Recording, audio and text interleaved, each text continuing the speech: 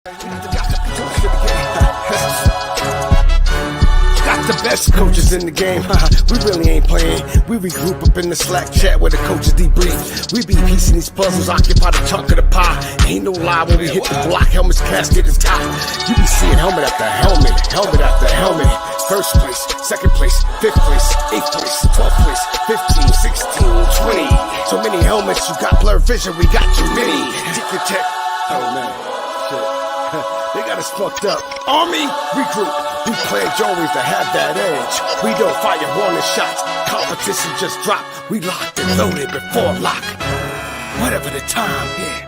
Do you even correlate? Being the best requires a willingness to outwork your competition. There's always someone smarter, faster, sharper, more naturally gifted to come around.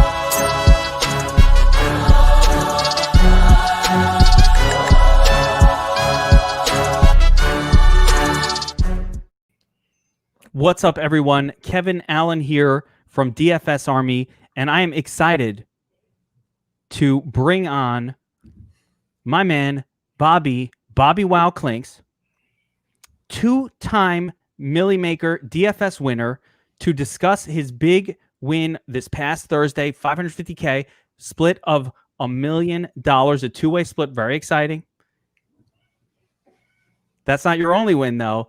My man Bobby took down a FanDuel $1 million win last season, all using the DFS Army Domination Station Optimizer. So we're going to talk about the most recent win. We've got settings, we've got screenshots, we've got everything, and we're going to pick BobbyWoW's brain about how to approach tournaments and take down millions of dollars. What's up, BobbyWoW? How are you feeling, my man? I'm feeling really good, man. Still kind of in disbelief a little bit, but feeling really good. There we go on screen. I mean, I'm in disbelief, and it wasn't even me. It was you. I'm in disbelief. So, BobbyWoW last season, I believe it. There it is. There it is on screen. Daniel Jones, Sterling Shepard, nice little stack, took down $1 million on the FanDuel Sunday Million. Incredible. Once in a lifetime. Lightning struck. Use the Domination Station from DFS Army to hammer that out, right? Now, look what happened on Thursday. Another $550K win. Unbelievable. So I want to start, but we're going to jump into the settings, the thought process, and approach. And for anybody who hasn't seen him before, BobbyWoW actually joined the DFS Army staff this season for NFL, and he's breaking down showdowns for us as well. And we get your sheet, and it's awesome. And so it makes it even more exciting that now a subscriber turned contributor turned staffer still taking down the big money prizes. So $550,000 win this past week. How are you feeling right now with all of this? Is there, what's going through your mind both during this, at the end of this game when you're looking at the win, and now even a couple days later as you're thinking about, wow, I can't believe I did that? A lot of things. I mean, I think I told you earlier, it's kind of like you're waiting to wake up from a dream. It's crazy. And yeah, I'm super happy. My wife appreciates sports and loves them, which makes me even happier. Does she give you less of a hard time when you're spending a lot of time kind of making lineups and, knowing that it's been a real income producer for your family? She's always been super awesome about giving me time, but yes, even more so now. I bet. All right. So I want to get into everything, but one of the things I was just telling you off air is, one of the most incredible things about your wins, and we were just talking about that a little off air, is just how it's been a proof of concept for the tools that we've built, specifically the optimizer, the Domination Station. We're going to get into the exact settings that you used with the Dom Station to achieve this big win. But for us and watching now, we've pretty much had a DFS Army person or multiple people tie for every showdown almost that's happened since we've launched this tool. And certainly, over the past couple seasons, you always see DFS Army helmets in first place. And one of the nice things is, everybody's gotten different size contests. A couple weeks ago on the stat change night, when G Money took down $250K as part of like a 5-way split, same kind of win, literally the week before, but a few more people involved. I saw like 40 screenshots or 30 of other DFS Army subscribers just taking down the $1. You know, there was a girl on Twitter who DM'd me or tweeted me a $1 entry that won 2,000, and that's really impressive. That's amazing. Like she's like, I only put one in right off the Dom station. It was actually lineup number 7 or something that took down that big contest, 250K. So really incredible stuff. But you did something incredibly unique in this contest to get there. So I think I want to dive into it and really talk about your approach and strategy to DFS as a whole, while we and to taking down tournaments, because you've done some other incredible things as well. I think almost more impressive than the million or this $500,000 win, which is, I don't know how you could be more impressive than that. I was really blown away in that showdown, baseball showdown, when you took like first, second, fourth, fifth. I've just never seen that. That was one of the most incredible things I've ever seen. And it's almost more impressive than this. I don't have the screenshot up, but you know what I'm talking about. 50K, 20K. I mean, like, who does that? Only Bobby Wow. Wow. You put the wow in Bobby Wow. I got to get, that name. I made that name when I was in like 3rd grade, and you got to keep the name that you made. Your avatar name stays with you for life. I don't care when you made it. I don't even go by my avatar name. That's fair. You know, but it's still there. If I told you the story of my avatar name, all fair. Okay. So let's talk about this big win. And what we're talking about is the Thursday night contest between the Packers and the 49ers. And let's get into the head of this game as we start to, I'm going to jump in and bring up some screenshots, but let's get into the mind space of this game. I hope this is visible on screen. Let me see if I can make this as big as I can. There we go. All right. Try to make that as visible on screen as we can. This is the domination station. But the mindset of this game was Thursday night football. The 49ers had all of their wide receivers sitting back with the Rona. They're all hurt. Bourne is out. Ayuk has got the Rona. Deebo Samuel, he's out. George Kittle, out. The whole team hurt. The quarterback is out. We got Nick Mullins and a bunch of ne'er-do-wells. That's the sort of background of this game. On the flip side of this game, we had the most obvious captain play in the history of showdowns with Davante Adams and Aaron Rodgers. Just Davante Adams has been ridiculous. Aaron Rodgers has been on fire. One of the most obvious captain plays, I would say, in the history. So with all that being said, let's take a look at kind of what you did here to achieve this big win. And we're looking at the settings, and looking at this here, I see you've got 150 lineups being created, one unique. Nothing special here, nothing out of the ordinary. You didn't even need to screenshot it, except 6% randomization. Do you always do that? I'm always in this 6 to 8% range, but it's purely superstitious, really. Just to try and get things, shaken up a bit. Okay, yeah, just a little bit of randomness in there for shits and giggles. I don't often use randomization. I don't do it because I don't like every time I push the button, it's slightly different. But every time I run it, but I don't mind it. I understand the pros and cons of it. So now let's look at the rules you made, and let's go over this a little bit, and then we'll get into like the thought process behind a lot of these plays once we get into the actual exposures. So the only rule you really made here is if the quarterback is captain, then one of his pass catchers for Mullins. Now, what people aren't seeing here is that you fully faded both Aaron Rodgers and Davante Adams as captain. You had no exposure to those guys, which is why there's no rule around them. That's nuts. Explain the thought process behind that full fade. Yeah, I think anytime I approach a large field GPP like this, my mindset is always, how can I take down the first place prize? And immediately I'm processing all of the what could happen scenarios. So, that in conjunction with ownership projections, which, DFS Army has them, super important to pay attention to those. Seeing Rodgers and Adams, combined for somewhere in the realm of 65-ish% total captain ownership. Immediately right there, it was like, okay, the chances are highest that Rodgers or Adams ends up as the MVP or as the captain. But, there are some legitimate chances elsewhere. And then I dug a little bit deeper, like you talk about, the receivers for the 49ers are all out. So the two main pass catchers that had actually had NFL experience on their resume that weren't on the COVID list were priced $200. They were the minimum price on DraftKings.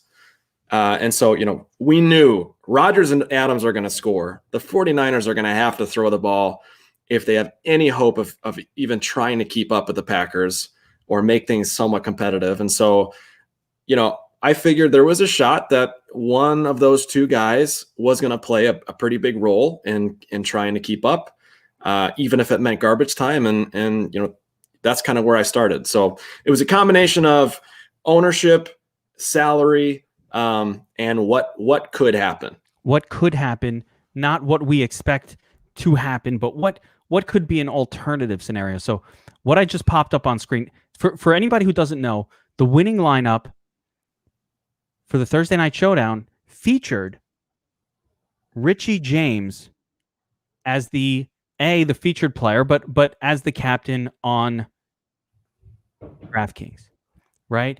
Richie James was actually able to outscore Davante Adams in this game, and that was really kind of what delivered the win. But there's a second component here that you just mentioned, and you do have a rule here, actually, that's interesting. So you made a rule, if Jerick McKinnon is captain MVP, then 0 JaMychal Hasty. That totally makes sense.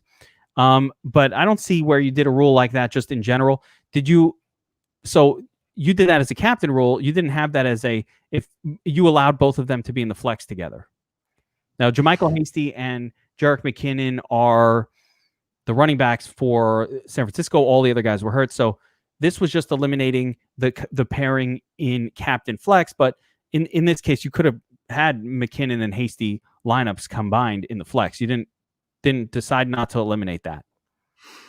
That's right. And if we really boil down to the nitty gritty, I basically configured the points per dollar so that it was likely that only one of them would end up in the lineup anyway. So, just based on their projections that I moved around, that was going to be the scenario anyway, which is why I didn't make a rule on it. And I did want a couple lineups just in case, Hasty ran in a touchdown and McKinnon caught a touchdown. I thought that was also one of the could happen scenarios. So there were a couple like that. Somebody just asked in the comment section, have you done any qualifiers or have you qualified for anything? And have you been in any of the live championships? I feel like yes. I have not, and I was actually going to be in one or two of them.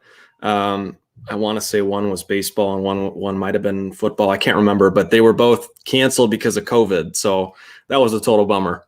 Yeah. All right. So you have qualified for them, but the Rona. Yeah. The Rona. All right. Well, that's cool. All right. So totally. Now, I want to go to this next screen here, Bobby, which is your captain exposures, because this is where this is the one that was really interesting for me.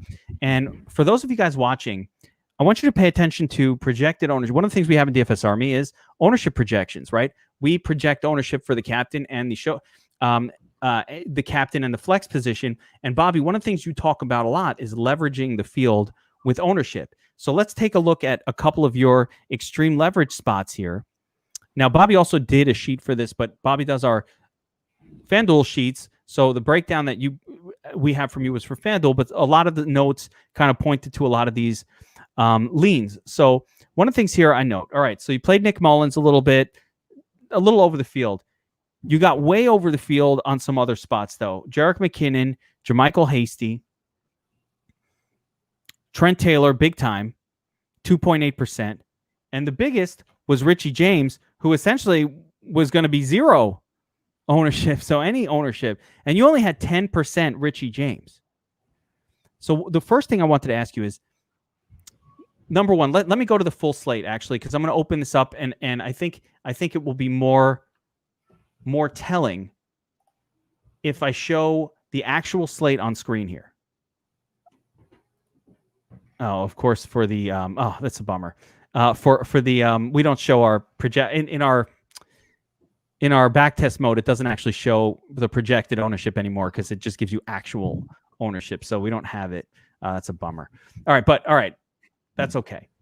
Is I'll it go back to probably this. not? Maybe it's in the screenshots. I'm not sure. I can't remember if it's in the actual Let me see if I can exposures. Yeah, I wanted to kind of see projected ownerships for Davante Adams. We have it in the flex in the main slate, but basically we talked about it. So you see Davante Adams and Aaron Rodgers. Adams probably 35% projected ownership. Rodgers 30-ish% ownership as MVP, and much higher ownership in the flex, another 55, and their total ownership is going to be, through the roof. And then you made a fast decision. You said, you know what? I'm not beating out. So explain what's going through your head. You tell me. I don't want to put words in your head. What are you thinking at this point where you're like, I'm not going to play Adams and Rodgers because, everybody's playing them. So give me what's going through your head at that moment. For me, it wasn't so much of like a complete fade of them. Like, I'm not playing them. I think everybody knew that they were going to score. But when anybody's that owned inside of the captain slot, especially on DraftKings, there is absolutely merit to basically getting off of their exposure to be able to spread it out to other people, especially when you can, have so much leverage even with 10% ownership, somewhere else. Whereas to get leverage on an Adams or a Rodgers, you need, 50, 60, 70% just to double up on what their projected ownership was. But I knew they were going to contribute, but I also knew that it was possible, that we could fit more of those studs like that into a lineup by putting in a minimum price guy at the captain slot, eliminating the ownership from Rodgers, spreading it to more of those guys who could have a really nice game, but then would allow me to go in and actually fill the rest of the flex spots with those contributors that we're more likely to score big. Does that make sense? Absolutely. And so to expand upon that point, because your average person is, I'm looking at what you did here. You didn't just play Richie James. You played some River Craycraft. You played a little bit of even Kevin White. Kevin White? He's in the NFL still? Little Dexter Williams. Anywhere where there was a leverage possibility. Tyler Irvin had a pretty decent game. And Trent Taylor, even higher, 15%. So I remember the notes. And in looking at this game, our notes said, Trent Taylor, Richie James, going to be like the pass catching duo with Craycraft coming in as kind of like the WR3. We definitely all leaned Trent Taylor as the better play of them all because Trent Taylor had been playing anyway and starting kind of anyway. So he'd been out there on the field. Richie James was coming off his own, long-term injury. It was his first action of the year. Yeah, Steve Warren, why does it always seem obvious after the fact? Doesn't it? But here's a big point that you just made that I want to explain. So Bobby wasn't, and you explained this to me, when you look at these $200 guys and throwing them in the captain, the consideration wasn't, I expect him, because a lot of people like, that's bullshit. There's no way you thought Richie James was going to outscore Davante Adams on a slate. And I didn't. Yeah, I did not think he was going to outscore him, but I didn't think he needed to. And I think you're going to talk about that, Geek. Yeah, that's the key to here.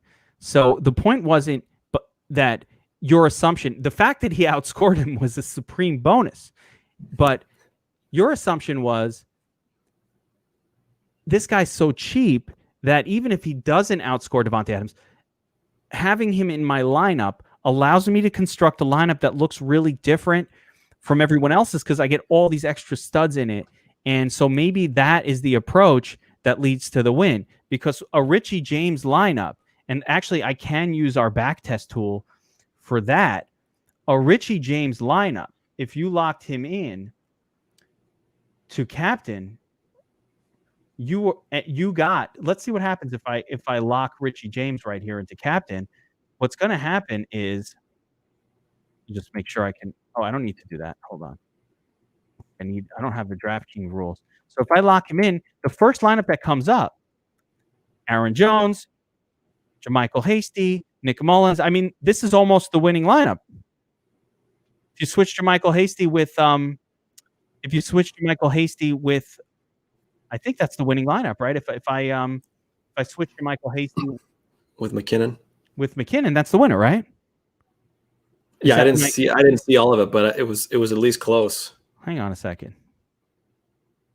Oh, it still gives Jermichael Hasty. All right, so I can't. But basically, that last lineup, if I just run that same lineup, take a look at what the first lineup that pops up is with Richie James as captain, and note that it spends the entire salary. So your lineup didn't quite spend the whole salary, but it's almost there, almost the first lineup that showed up.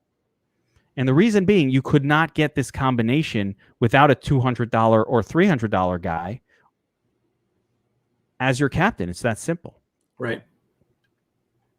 I'm just trying to see if I put a dislike. Basically, I think the issue here is if I put a dislike on him, you liked McKinnon a little bit more than Jermichael Hasty, from what I recall. Actually, I did. Right? Yeah, I had to bring Hasty's exposure way down, and I brought Scantling up, Valdez Scantling up. Oh, Valdez Scantling was another guy. Okay, so there we go. So we'll get a little light going on him. This might have been the combination that did it. So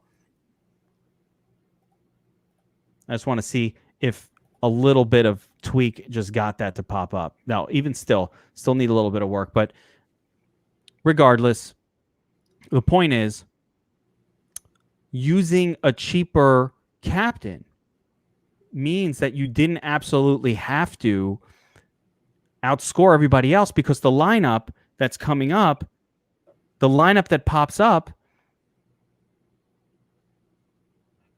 it looks different than everybody else who used Adams or Rodgers up there and had so much less to spend. You couldn't fit all of these studs in a lineup together. So was that a big part of why you said, you know what, if I fade this, I can still do okay because I'm going to play both Rodgers and Adams in my flex, and maybe I'll be able to get Aaron Jones in there, and maybe I'll be able to get, Nick Mullins in there, or a quarterback, and I'll be able to get, some other pieces that I'm interested in paying up for on the slate. And, if Richie James even doesn't have a crazy game, is that kind of the thought? Yeah, absolutely. And, as I'm running through game scenarios in my head, how do I think the game is going to play out? What could happen? Over and over again, in my head, I actually thought the Packers would eventually take their foot off the gas and start handing the ball off to Aaron Jones, who was back, or, Dexter or Tyler Ervin.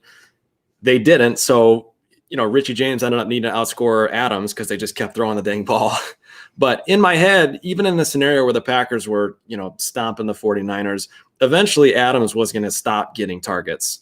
So, yeah, that's where, the balance of the salary versus fitting in more studs came in. Exactly. Now, interestingly, in reality, I just set up the back test tool just to see the perfect lineup, which is what you nailed. And interestingly, in the case of this one, it did not spend all of the salary cap or anywhere near it. Left a lot on the table. So other tweaks that you made, and we're going to go back and look at it, would have affected this, or just the fact that you did 10% of your lineup. So you built 15 lineups this way. It actually cycled through enough times. It would not have been probably the first one that popped up for you. It cycled through enough times. If you did a 10% play, that's 15 lineups on 150. It cycled through enough times to make its way to this one. My assumption here is that you must have jacked up Marquez Valdez Scantling quite a bit, because you've got chalk Mullins, chalk Rodgers, chalk Devontae Adams, Jerick McKinnon, kind of chalk, right? We liked him too. And then Marquez Valdez Scantling. So my assumption is it was probably running through this 1, 2, 3, 4, 5 grouping. Did you have a rule for Richie? Let's see here. No, the only rule was Marquez Scantling with Rodgers. So there was no rule for forcing Richie James with Mullins. It just worked out that way.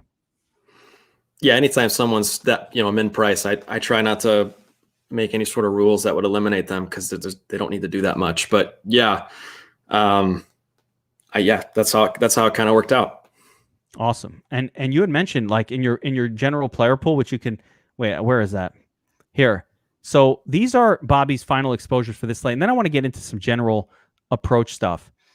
Hunter's saying Trent Taylor was way too high projected and he was 100% of lineups. Note that Bobby had wound up with Trent Taylor. It's not like the money wasn't where the mouth is. He had Trent Taylor in 88% of his lineups here. So even with his terrible score, It was just the other 14 that gave you a chance. Can you imagine? It's crazy that you still took it down with 88% exposure to Trent Taylor. That is bananas. I see here that you unchecked both Devontae Adams and Aaron Rodgers in the captain, which is just the balls of that move. I'm mind blown by it. Yeah, I think having 88% Taylor was surprising when I look back, but I do remember he was supposed to smash, and he had every reason to smash. It wasn't even supposed to smash. He was just supposed to get 3 receptions and smash value. Yeah, $200. That's all you got to do usually.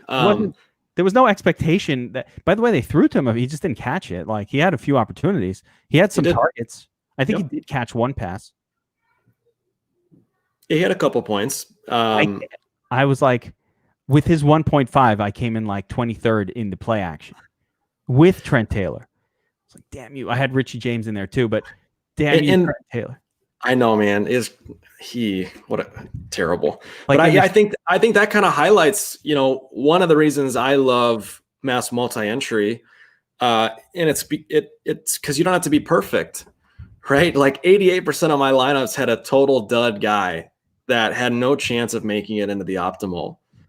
Yet still, one of the remaining 12% of my lineups ended up taking first place. And so, obviously you don't have to be perfect in MME, which I love.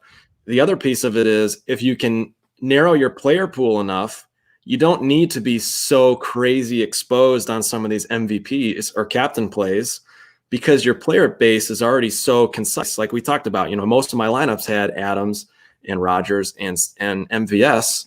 So I didn't need to put 30% on a guy like Richie James, to get him in what could be an optimal lineup. If you can, narrow down your player pool, keep it concise, you can get leverage on the field in that captain slot without having to go overboard on it. Unreal. Yeah, I'm looking at it here. So 30% MVS was, you have the ownership projection next to it. So, is it only going to be 16% owned? So you double leverage the field there. Richie James, 10% owned, 22%. So you didn't load up on Richie James. You just had a little above the field exposure there. And you went all in on Rodgers and Adams, which I think was just how you had to play this slate. And went crazy overboard on Trent Taylor, but it didn't cost you, which is really, really impressive stuff, man. And to see this, so yeah, I mean, another interesting component here, I could see that you changed the projections around a little bit, favored McKinnon a little bit over Jermichael Hasty, but still played both of these guys. They were both really good plays. So, McKinnon worked, Hasty didn't. Dude, what were you thinking when Hasty scored that last touchdown? Did you think you had it? Did you know that you needed a touchdown? McKinnon?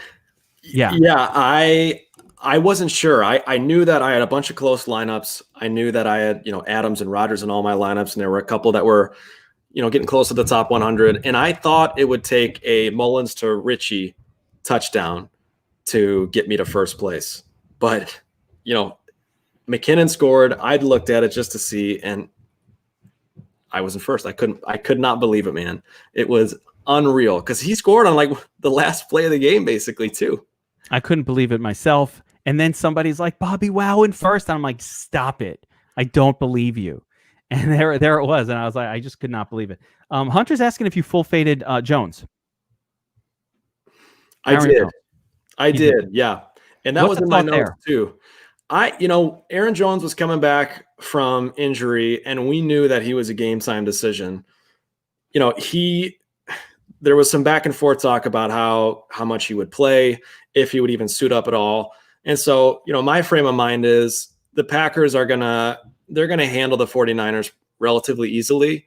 And so even if Jones does play, they're not going to need him to play a bunch. And that's kind of what we saw after the first half. Jones was somewhat involved in the run game and the pass game, but the second half hit, the Packers were pulled away at that point, and Jones really didn't see the field much at all. So that was my thought process on him. And I mentioned that in the notes too. Yeah, it worked out. Again, also the matchup maybe wasn't the best for Jones against it. San Francisco is still pretty good against the run. So, a lot of these things, sometimes you have these ideas and it doesn't even play out how you thought, but it still works. So you're like, all right, cool. Because I thought they played Jones more than what I was expecting a little bit, especially seeing him out there kind of in the fourth quarter, just hammering up the middle. But what they didn't do was exciting passing plays to Jones. He was just kind of out there a little bit, getting the legs under the football. Yeah, and I think the primary indicator for me was they ended up elevating, Dexter or McCluster, whoever that was, to their actual roster before the game. So, there was clearly some doubts about Jones, and that was enough for me to get off him. A question came up about tonight's game, and that actually makes me want to kind of come off of the specifics of this conversation and talk a little overall showdown strategy and DFS strategy with you, two-time winner. You're one of the few, by the way, in the world. I don't know that there's anybody else, or there are very many people who have won more than one Millie Maker contest. Technically, I won one once, but I shared it with like 400 people. Hey, a win's a win. Can I call myself a Millie Maker winner? That one was like, it was like $3,000 by the time I split it with all my friends. Didn't feel like a million. I don't feel like a millionaire after that, but technically I did win one. All right. Brandon's asking a question about tonight's game. So not Monday night specific, obviously, but let's talk general. Tonight there is a game, right? And one player is projected above all others in the MVP/captain spot by a mile. Cam Newton tonight, 50-60% projection. In your mind, when you're entering the tournament, is that an auto fade for you? Do you just be like, all right, I'm not doing that? It's not necessarily an auto fade, but anytime you see somebody with 30+% of exposure somewhere, I have red flags that go up and say, you know what, let's think about the other scenarios that could happen. We know what should happen is Cam Newton, running the football, being able to throw the football as well, and him scoring, the highest of anyone on the slate. But with the way he's played, with the injuries, all these different factors, we know that other things could happen. So 30% or more is like, we have to at least explore the possibility of what that looks like. I don't even know what's showing on screen here, but I got lost. So philosophically, not an auto fade. Let me ask you a couple other questions specific to showdowns. On DraftKings in particular. Now, we know that wide receiver is the ultimate on DraftKings. Pass catchers tend to blow up in higher scoring ways than running back. Not to say running backs win all the time too, but pass catchers, especially obscure ones, can kind of come out of nowhere and have a really big game and be the top scorer for cheap. So when you're setting up your captain exposures for these slates, how much diversification are you really? So you're looking at the ownership projection and you're saying, all right, I want to get leverage against, where can I get it? Are you starting with leverage? Where can I leverage the field? Are you starting with, all right, here are some pass catchers. No one likes them. Like last night, I'll give you a great example. Emmanuel Sanders. It was the return of Michael Thomas. It was Kamara out there. No one was playing Emmanuel Sanders or Traquan Smith, but both of them had really good games. When you're mass multi-entering last night, do you have Emmanuel Sanders and Traquan Smith captain lineups? Did you have those last night? So this is going to sound crazy. I only ran a single entry last night. I feel like about 50% of the time I run single, 50% mass multi-entry, and I had Emmanuel Sanders as my captain in that one. So, to me, it's partially the ownership for sure. I think it's also where can we take advantage of people overreacting to stories or overreacting to the situation at hand. Yes, Michael Thomas is coming back. He's a beast. He's the playmaker. But Emmanuel Sanders is a good football player. And, one of the things that Thomas does is he takes attention away from Sanders now. Without Thomas, Sanders was the priority for defenses in terms of pass catchers. Now that Thomas is back, in theory, he's got some more room to run. Their best guy, their best defender is not necessarily glued to him. So, those types of things are always going through my head. How can we zoom out a little bit when everyone's overreacting to somebody returning or coming back or, being injured? How can we look at this, with very real other possibilities? How much of a factor is also the fact that, again, much like Richie James, Manny Sanders, kind of cheap, lineup that's constructed around a cheaper captain on DraftKings looks different than lineup constructed around a stud. You try to put Kamara in there. Now you probably have 2 super, super cheap guys, maybe 3. You try to put Michael Thomas, Godwin, any of those guys in there. You kind of have a lineup that comes together in kind of a different way. Whereas if you use one of these cheaper guys, now all of a sudden Drew Brees is in your lineup. Now all of a sudden, you've gotten a couple of pay up options. Maybe, I don't know if you avoided the Tom Brady and his pass catchers disaster last night. It would have been really, really impressive if you did. I did not. No, but I would actually think that lineup might have still cashed in. Did whatever you put out there cash in your single entry? It did. Yeah. And like you said, it's a combination of all those things. It was leverage. It was salary. With Sanders in there, I was able to fit both Breeze and Brady and, either Kamara or a stud wide receiver for Tampa Bay. So with any of the bigger name guys, there's no way you're fitting maybe not even 2 of those 3 in some cases. So yeah, that is exactly what played into all that. Came back to bite me with the Brady thing, but yeah, that's the thought process every time. You ain't gonna now, we talked a little bit off air about this, and I want to manage expectations. The approach that you use, a hyper contrarian approach, is the right way to win tournaments, but it's also a great way to not cash in tournaments when you're not winning them. So yes, that's one of the challenges of being a mass multi-entry player, is what seems like a plus EV, and plus EV means positive expected return or expected value to your approach, often leads to complete wipeouts. So we're talking about this up there. How often do you max out tournaments? Just showdowns, main slates. How often are you maxing these out? And let's just focus on the football season. Yeah, I try and do my best to max out, maybe all but 3 or 4 of the main slates for NFL. Obviously not after last year, I've been able to do that. In terms of showdown stuff, maybe every other one, just depending on when I have time, half our single entry, half our max. So if you don't have a lot of time, about how much time do you need? Do you feel like you would spend maxing out a showdown? Like how much quiet time do you need today to set up 150 for tonight? Honestly, a solid hour is usually the sweet spot, somewhere in that 45-minute hour, maybe hour and 10 minutes, depending on the slate. That is like, if I can get that, I'm all in on MME. The way the Domination Station is set up. Speaking of the Domination Station, DFS Army Tools, one of the things we were talking about off air is, how special it is.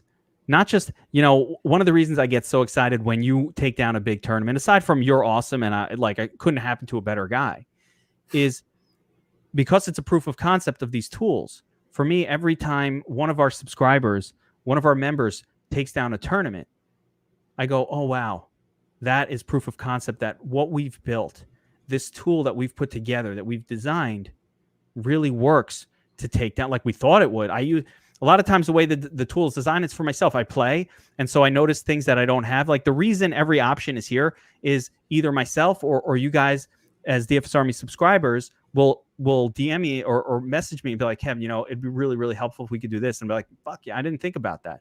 That's great. Or, a concept or a tool, an approach, like a little thing, all the extras that we keep building in here, even just being able to control rules for captain and flex. That was just something I wanted to do. I was like, at one point I would have to run the tool like for each different captain in order to create like a rule for that captain. And I was like, that's a really stupid way. Wouldn't it be nice if we can control rules for captain and then the flex? So all of these things are proofs of concept for me. So I love it because, A, we've had DFS Army members and users take down virtually every showdown of the last 2 years, maybe even 3 years. Since we launched this tool, it's been almost every one. It's not always the $1 million one. Sometimes it's the dollar one. Sometimes the 50 cent. There are 5 or 6 different ones that go on FanDuel. But I don't recall, outside of maybe last night. Actually, outside of that one last night, that was one of the worst ones ever. The Drew Brady onslaught. But outside of that one, I can't almost remember one where somebody didn't take down. So it's so impressive. But I wanted to ask you philosophically. So how we were talking about how often you enter and mass multi-enter. How often do you lose in these entries? because this is really important for people to understand. Like, how when you're mass multi-entering, what percentage of the time do you come out losing money? I think it's super important. I would say, when it comes to mass multi-entry, 90+% of the time, I'm losing money. So maybe, at best, maybe 1 out of every 10 MME contests, I'm at least, breaking even or making a little bit of profit. And even then, unless you're finishing in the top 25 or so, it's usually minimal. So, best case scenario, 90% of the time, you're losing money. So it's tough. It's a tough mindset. And, obviously you got to figure out where you feel better about yourself and other DFS contests and sports to try and make sure that you're building up and not just constantly losing. Because if you're only doing MME, that's real. That's what the odds say you're eventually going to lose. So yeah, that's probably what I would estimate. I honestly think it's one of the most important things you said, because a lot of people are watching this now, and a lot of people get into DFS and they're not understanding. Like I get emails all the time, constantly, from people. Well, I used your tool this weekend and I lost money. So fuck you and your tools. You suck. Now, they don't need to throw in the second part. All they had to say was, I don't, okay, goodbye. Thank you for showing up.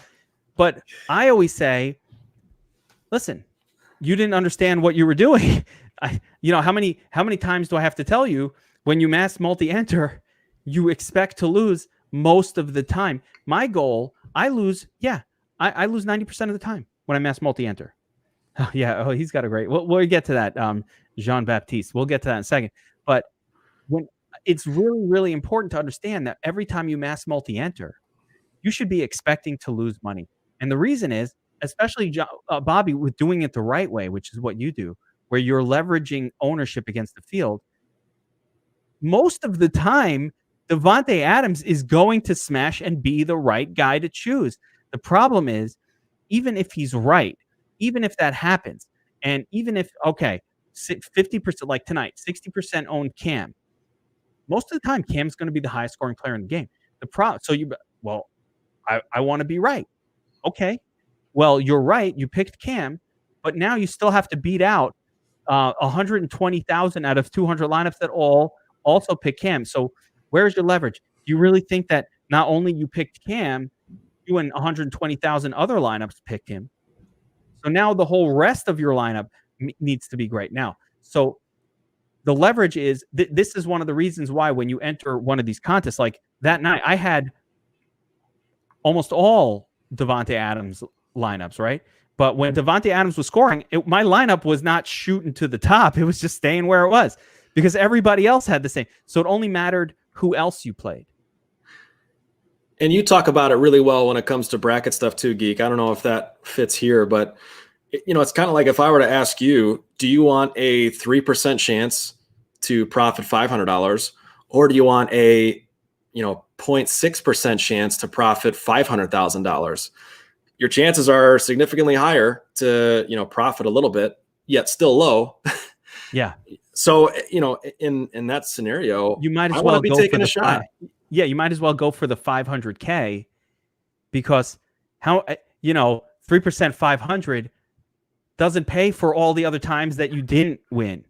Right. That's the whole point. When you're mass multi-entering, you're going to lose a lot. So when you win, you need to take down first place and win all the monies.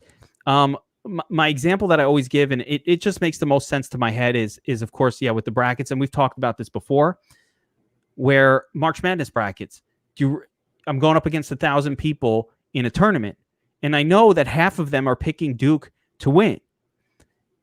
Duke is a 50-50 favorite to win. They're plus 100 to win the whole thing.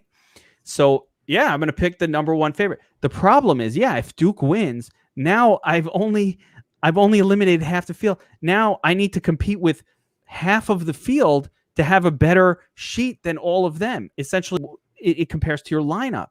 So it's like, I don't know that I'm good enough to beat half the field, even if my 50-50 dice roll on the winner works out, I'm still a loser because I didn't gain anything on this field. I'm still with half the field. So I'm trying to take down first. I'm much better off saying, you know what? I'll take the fourth favorite team, which is only expected, their win odds are 6%, but only 4 people chose them. So give me 6% team, Gonzaga.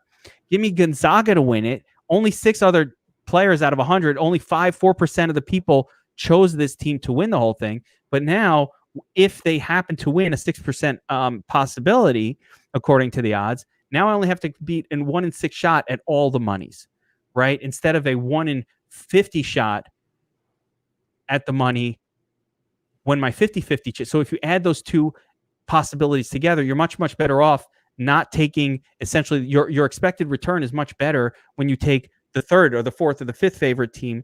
And the same thing works out in DFS. It's a math game. It's really hard, though, mentally. You look at a chalk play. Christian McCaffrey's on the slate. It's a showdown. How do you not put him at your MVP? How do you not put him there? What, are you crazy? What, do you hate money? Why would you do that? And yet, when Christian McCaffrey gets hurt on the second play, which is what, a 10% possibility, you've just now leapfrogged 90% of the lineups in the contest. Right. That's how you win $1 million. We say, well, that's probably not going to happen today, but if you do it consistently every time, somebody said it's luck. On Twitter, somebody's like, you got lucky. Remember, you saw that. I don't pay attention to Twitter trolling, but somebody's like, well, it's all luck. And I just find it funny because if your process is, I always do this every time, it's no longer luck. It's just the process. So speaking of process, can I say a couple quick things real fast? Yeah. One, just to emphasize again, I lose all the time. I lose far more often than I win. And that's the nature of MME. The second thing is there is absolutely luck involved. There's no doubt about it. Anytime you are putting trust and faith in a human being's performance, there are a variety of outcomes that could happen. And that's just the reality of DFS sports. It's the reality of any sort of sports gambling. However, I think you are better set up for success if you control every possible thing that you can control. And what I mean by that is, for example, I'm not trying to just go crazy, plug in DFS Army, but legitimately, it's why I win. I think the tools that are set up here, the domination station, the way it's set up, ownership projections, notes, all those things allow me to control as much as I can possibly control when it comes to building lineups. And I think that is incredibly important in DFS because, like you said, that allows you to create a process that you can stick to every single time, week in and week out. And what does a process do? A process eliminates variance. So, that's kind of where I'm at. Yes, there's totally luck involved. Yes, I lose all the time. But the more that you're able to control what you're able to control, the better off you'll be. And the better your chances are of winning in the long run. I totally agree. I think you have to repeat your process and have the understanding and the courage in a lot of ways to go against the grain, to leverage the field, and also to know yourself. I think this is one of the most important things for every player is to know themselves. There are some people who just cannot handle that style of play. The brain won't allow it. The brain does not allow me to fade the most obvious play.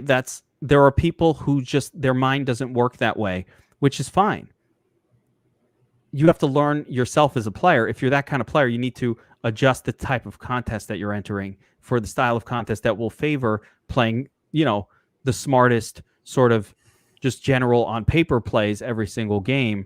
That's a little more of a cash game approach. That's a little more of a, hey, I'm in a tournament against 250 people. I see a lot of big name players that people know about. And you see their big wins and they play kind of chalky plays. And then you look at the contest they're in and it's just a very expensive contest against 60 other people.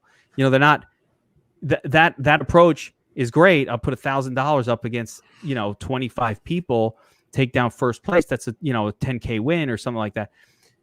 There are different approaches and lineups constructed for the right contest. So I think one of the problems I see a lot of, Bobby, and I definitely not in you. I mean, listen, I DM you. I'm like, hey, what can I do to leverage in here? Because like my brain says, Russell Wilson's best play on the slate. I'm just going to play him, right? So you got to get away from that in the giant tournament because you're not winning it doing the obvious approach. I think last year there was a contest where you and I were on a show together, and it was like Lamar Jackson when he was in the Lamar Jackson on fire mode. MVP, like, yeah. I'm like, I can't. And, of course he smashed, but I was like, you really would fade Lamar? It was like Lamar and a whole bunch of nothing. And as a FanDuel, I was like, no, of course.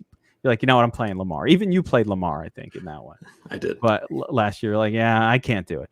But the balls, really, and it's not the balls. It's a wrong word. It's really the general game theory understanding of the leverage situation and saying, all right, I'm going to just do this every time because I know this is going to work. Over time, this is the correct way of trying to win one of these, even if I'm going to lose a lot of them along the way, and accepting the losses that are going to come with this approach and not having self-doubt to creep in and say, you know what, maybe I was stupid, for doing my approach here this week. Maybe it's wrong, because you see the chalk hit, week after week or a couple weeks in a row, and you start to say, does that ever creep in for you where you're like, you know what, man, I didn't play Devontae and he smashed. I kind of knew he was the best play, and I didn't play this guy and he smashed, kind of knew it. Or you always like, nope, I'm fine with it because 30% owned smash doesn't even help me. I don't care. It totally creeps into it. And I think what you said is absolutely right on and crucial. You have to figure out what your gut says. And I'm not going to say it's black and white for everybody, but for some people, coming up with the what should happen in this game is really easy. It's natural to say, oh, well, looking at the lines and looking at this is how it should play out, and this is how I'm going to play my lineups. I suck at that. I can't win money in cash for the life of me. But that's because my gut always goes to well, I don't care about what should happen. What could happen? Here's all these different scenarios of what could happen. And so, for me, my only hope is in GPP and MME for the most part. It's hard for me to play lineups of what should happen. So figure out where you feel comfortable. Figure out where you feel natural. And even like when it comes to rooting, how do you root for sports, specifically for teams you don't watch? That all plays into your lineup creation, as crazy as it sounds. So I think that's an awesome point, Geek. That's super important. Yeah, I mean, the flip side, 100% got to understand yourself as a player, and I think it's fascinating, that you can't play cash games. It doesn't work because your whole approach to DFS. And by the way, mixing the two is really difficult. So when you start to mix the two, that's where a lot of people can run into some trouble. Where you're like, hey, all right, I'm able to mix the two, but it does creep in, and it does my cash. The hard part for me is, I look at the games, and what I try to figure out, a lot of my content is based around what should happen in this game. Looking at the defense, looking at the DVP, looking at the matchup, looking at all of these things and saying, all right, you know what, this matchup points to this. But to take it to the next level and say, you know what if everybody thinks that Tyler Lockett is going to go off this week in a great matchup, but I'm going to play David Moore because no one's on it. Or, Josh Allen, but I'm just going to roll him naked, or I'll just play him with like players from other teams because, why not? Maybe he'll have a good game, but everybody's going to play Allen to dig. So why don't I just not do that and do something different? So all of these interesting tournament approaches, there's no wrong answers to it. It's really totally. There's so many levels. We could talk about it forever. I mean, even contests, like the difference between a showdown slate, room for error, and a Sunday main slate is massive, right? Like you could pick a lot of chalk guys on a main slate and still be contrarian, whereas on a showdown slate, you have to be far more contrarian than you are chalk in certain ways. So yeah, there's a lot of complexity to it, and you just got to drill down and be honest with yourself. Somebody asked, how much money in winnings would make you retire from DFS? I love sports. So, there's there's no retirement point for me. I don't think. One of the things I love about you is you are a true fan of your local teams. Like I see you on Twitter, like you love your Chicago teams. Like a real, like you like Mitch Trubisky. You're like, I love Mitch. He's my quarterback. You know what I mean? You're out there with the Cubs, I think it is, just like living and dying with that team. So a true sports fan that hasn't lost your fandom because you're a DFS, GOAT. By the way, we got to put a GOAT on your DFS Army helmet. At this point, you've earned the GOAT status. We're gonna build you a new avatar with an actual GOAT on there. It's got to happen. Now you'll keep your, what is that? That pink one is the what's the insignia on there? I can't even see it. I believe it's breast cancer, and to be honest, there's no like specific story for me that. Oh, it's the breast cancer awareness one that you used? Okay. Yes. Interesting choice. Because he's a freaking great guy. That's what it is. That's what he chose, the breast of all the avatars, he took the breast cancer awareness one. That's great. Somebody last week we had somebody take down this exact contest, but with a few more people in it, and he pulled a Khabib Nurmagomedov move where he cut his gloves off in the octagon and said, "This was my last. I won. I hit the pinnacle." But you already hit the pinnacle. You've been playing still. So I don't know, unless there's a $20 million contest down the road, I don't see you going anywhere. Yeah, part of it just adds a different level to sports. And I already love watching sports, but it gives some more meaning to it. And the other part is, whether it's DFS Army or not, and obviously I love DFS Army, there is a genuine like community element to DFS that if you're not plugged into a community somewhere, you need to get plugged in, because it is so underrated and undervalued and not talked about enough. The DFS community has been amazing for me. And this is pre-wins, having one. Yeah. So a lot of people, you're not plugged in somewhere, get plugged in somewhere, because it's super important. And it's been, I know it's kind of a cheap phrase to say, but it really has been life-changing in ways for me, aside from the wins. One of the beautiful things, listen, there are other groups out there that exist, but one of the things that I think a lot of people on the outside don't understand is beyond, yes, we have tools and we have coaches and we all talk about sports. We have great podcasts. We have BobbyWoW and all these great people. There's a wonderful community as part of DFS Army. For me too, it absolutely has been life-changing, because in an oddity, I've met essentially what our friends and all these people, we talk about our hobby that we love and we strategize together. And BobbyWoW was a member just like everybody else, joined DFS Army. I don't know how much experience. When did you join DFS Army? At least 3 or 4 years ago. It's been a while. Yeah, 3 or 4 years ago, a regular player, hadn't won millions or hadn't really won any monster contests, and took to it, participated, and all of a sudden the big win comes, and it's like, not everybody, it doesn't happen for everyone, but one of the great things about our community is, listen, we all root each other on, we all talk about the games, and I think having this hobby is really, really difficult if you're trying to do it in a vacuum. I think it's hard to do it if you're just like on your own, like out there, you're not learning strategies. You don't even know that there's a different way to construct a lineup for a milli maker than you should for a single entry. Just out there, you throw a lineup in there, and you don't really dive into those specifics. I think it's extremely difficult, and it's also encouraging. It's nice, and it's friendship, and it's also a lot of entertainment that we all get from one another. So, yeah, I think it's really great that you said that, because I do think it's one of the critical things and one of the greatest things about DFS Army. And I'm sure, like I said, I'm sure there are other groups out there with less badass tools than ours. No BobbyWoW, but don't get an occasional rap from the charismatic leader, but nonetheless, that are out there that have the same thing. So I do think that's super, super important. Let's wrap it up here, Bobby. That was awesome. Again, congratulations on that incredible win. $1 million, then a half. Look on screen, guys. $1 million. Never forget. David Johnson was in it. What are you, crazy?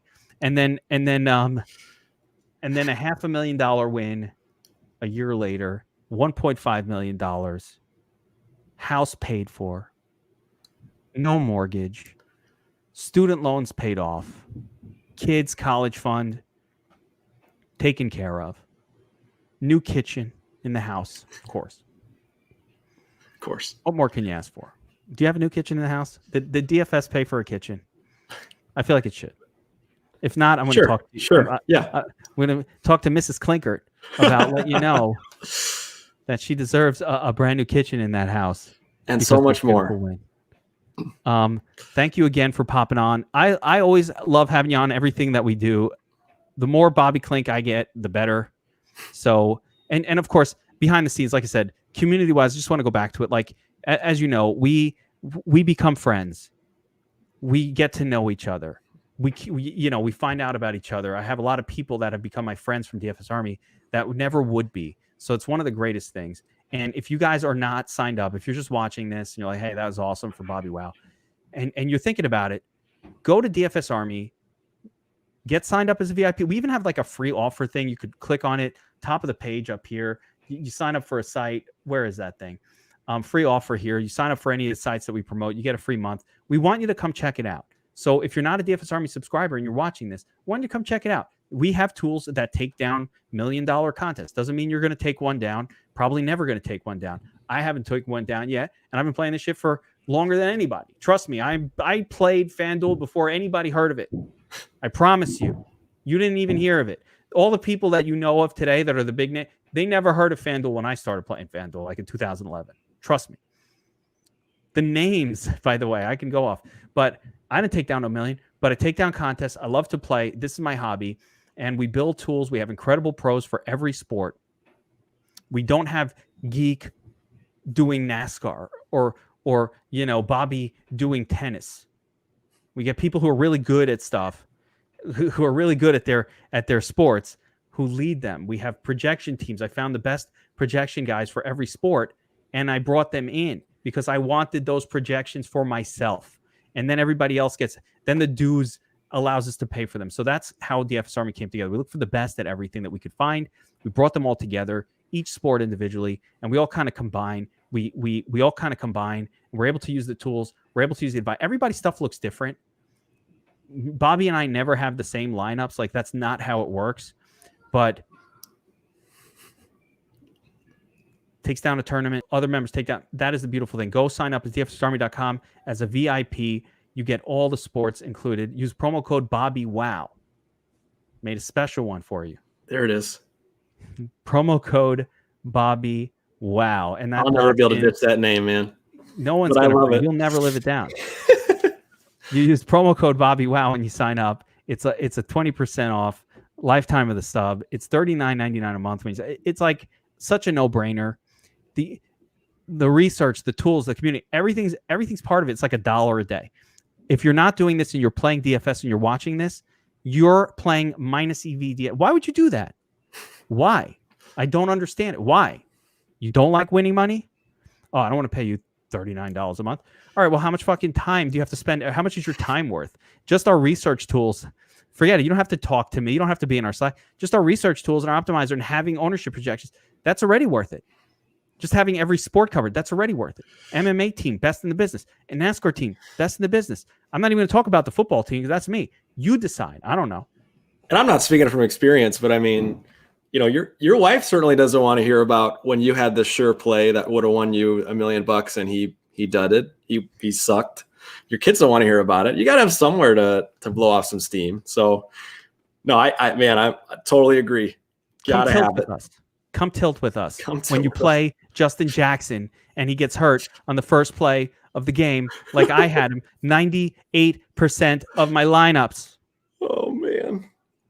All my money went down. I'm like, at least I got Justin Jackson going in the afternoon. Let's do it. Oh no, it's done. The thrill of victory and the agony of defeat. A lot of guys are asking us, man. What a great way to get into the holiday season. And a lot of people are asking why you don't have a Ferrari. Are you getting a Ferrari? I'm not. No, I will not be getting a Ferrari. We're a Toyota family, so Toyota RAV4s through and through. I don't know if you could still drive a Toyota RAV4 after $1 million. You got to go for the Highlander. Step it up. The Highlander. Yeah. I'm gonna give you permission. Step it up. Highlander. All right. I'm not saying go crazy. We don't need a Land Rover. Got to get the Highlander. That's fantastic. Here we go. Pretty boys coming in. Make sure you use BobbyWoW promo code to get 20% off, or do the freebie, man. There's a free membership. You just you use a free offer. You sign up for Super Draft, man. We'll give you a free month. That's how you do it. Sign up for Super Draft. Don't pay us the money. Then you see, do these guys suck? If they suck, you don't have to sign up. If they don't suck, then you're like, hey, I'll hang out for another month. I kind of like this year. Wow, I learned something. It made my game better. Or, oh, that $1 a day really saved me like a couple hours worth of research time. That was worth it because, fuck, my time's worth more than $1 an hour. How much do you value your time? Bobby, how much do you value your time at? I don't know, man, but it's certainly more than $1 an hour, I would hope. Yes. A couple bucks an hour? Absolutely. I value my time at like $150 to $200 an hour. Oh, man, am I getting invoiced for this? You have to bill me. Thank God. But I'm saying, like, you know, I once dealt with an attorney. I'm going off the rails here. I once dealt with an attorney, and he wanted $550 an hour. And I said, you motherfucker, you think you're that much better than me that I should pay you $550? Fuck you. And you're $550 an hour. Wow. That's what I said. I was insulted. I was like, wait, I'm not worth $550. You're worth 5 times more than I'm worth? Screw you. Hated it. All right. Anyway. Oh, man. All right. Enough of that. Thank you, BobbyWoW. That was awesome. Good luck tonight for anybody doing the showdown. For any showdown, sign up as DFS Army as a VIP. Bobby, I will see you next time for our next showdown breakdown. Good luck tonight again on the breakdown. And best of luck to everybody. Let's see those helmets, man. Good stuff. Let's do it, man. Good luck, everybody. Take care, everyone.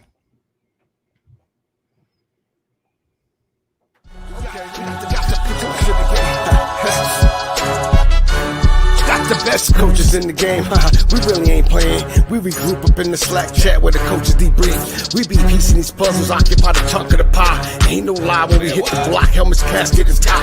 You be seeing helmet after helmet, helmet after helmet. First place, second place, fifth place, eighth place, 12th place, 15, 16, 20. So many helmets, you got blurred vision, we got too many. Get your check.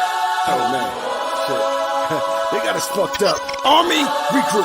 We pledge always to have that edge. We don't fire warning shots. Competition just drop. We locked and loaded before lock. Whatever the time, yeah. Do you even correlate? Being the best